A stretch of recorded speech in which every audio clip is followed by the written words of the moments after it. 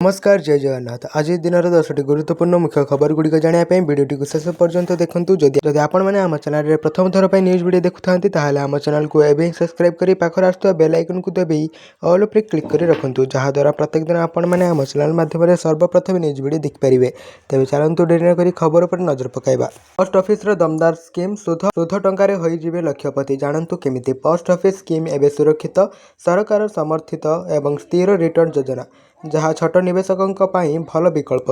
सुध हार लाभ एवं यही योजना आपणों किपर लाभदायक हो पारे ताहा जानतु। जदि आपण सुरक्षित एवं स्थिर रिटर्न सहित एक निवेश विकल्प खोजुछंती, तेबे post office recurring deposit RD योजना आपणों एक उत्तम विकल्प हो पारे। विशेषकर जेतेबेले आपण प्रति मासरे 2000 पर्यंत संचय करें। यही योजना आपण को 5 वर्ष मध्य भल रिटर्न देवार प्रतिश्रुति दिए, ताहा मध्य सरकारी समर्थित सुरक्षा सहित। यही योजना रे आपण प्रति मासरे 2000 निवेश कले 5 वर्ष पर आपण केते पाइबे एवं यह किपरि काम करे आसंतु जानिबा। Post office recurring deposit scheme एक मासिक निवेश योजना, जो जड़े सर्वनिम्न 100 रु आरंभ करें। तेज चलतु जानिबा परवर्ती खबर। शीत जाइनी डराइलाणी खरा, राति 12 डिग्री दिन में 32 डिग्री छुईला पारद। आगक उत्तर आभ्यंतरीण कुआपथर वर्षा संभावना। शीत जाइनी अनेक स्थान में राति तापमात्रा 10 डिग्री सेल्सियस तले किंबा पाखापाखि रही। एपटे डराइलाणी खरा प्रकोप। राज्यर अधिकांश स्थान में दिन तापमात्रा वृद्धि पाई। स्वाभाविक ठारू 3.5 डिग्री सेल्सियस पर्यंत अधिक दिन रही तापमात्रा। पारलाखेमुंडी में दिन सर्वोच्च तापमात्रा 32 डिग्री पहुंची। राति रे ठंडा प्रकोप कमी ना, किंतु दिन 11टा पर खरा ठाए ठाए हेलाणी। सोमवार राज्य में 12टी स्थान में दिन तापमात्रा 30 डिग्री किंबा ताठू अधिक थिला।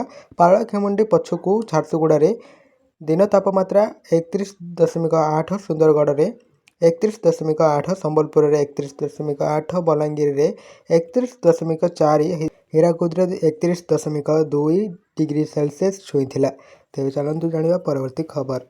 करना कि आधार सह एलपीजी लिंक शीघ्र करंतु, नहेले भकिबे समस्या। जानतु ऑनलाइन व ऑफलाइन प्रक्रिया। एलपीजी गैस कनेक्शन को आधार कार्ड सह लिंक करवा एबे गैस सब्सिडी व अन्य सरकारी सुविधा पाइबा पई आवश्यक होईछि।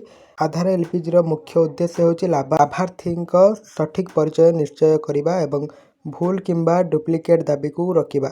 जदि आपण ए पर्यंत आधार सह एलपीजी कनेक्शन लिंक कराई नाहंती, तेबे आपण को सब्सिडी पाइबारे समस्या होई पारे।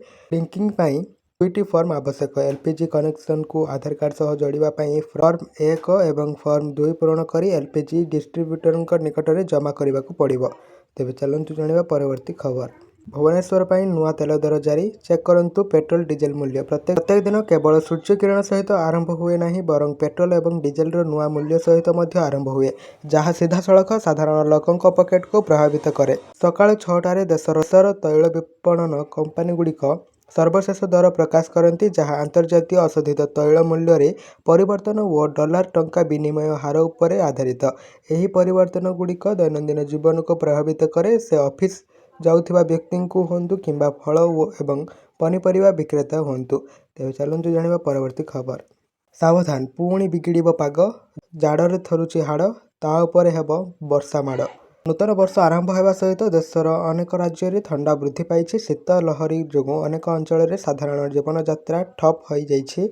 पाणीपाग विभाग पूर्वानुमान करिछि, जनवरी 22 रु 24 तारिख मध्य उत्तर पश्चिम भारत आखपाख समतल अंचल में वर्षा हो पारे। यह सहित आगामी 2 रु 3 दिन पर्यंत उत्तर पश्चिम भारत व बिहार में घनकुहुड़ी लगी रहिबार सहित पाग पुणी बिगिड़िबो। पाणीपाग विभाग आगामी किछि दिन पर प्रबल ठंडा सतर्कता जारी करिछि। आईएमडी अनुसार चलित सप्ताह में पश्चिम हिमालय में 2टी क्रमागत पश्चिम पाग परिवर्तन संभावना रही। फल जनवरी 23 तारिख पर्यंत जम्मू काश्मीर, हिमाचल प्रदेश, लद्दाख व उत्तराखंड में प्रबल वर्षा तथा तुषारपातर संभावना रही। तो यह आज दिन केतोटी गुरुत्वपूर्ण मुख्य खबर। यह प्रत्येक दिन लेटेस्ट ब्रेकिंग न्यूज देखा आम चैनल को एवं सब्सक्राइब कर रखुँ। मेरा रिपोर्ट न्यूज नेटवर्क ओडिया।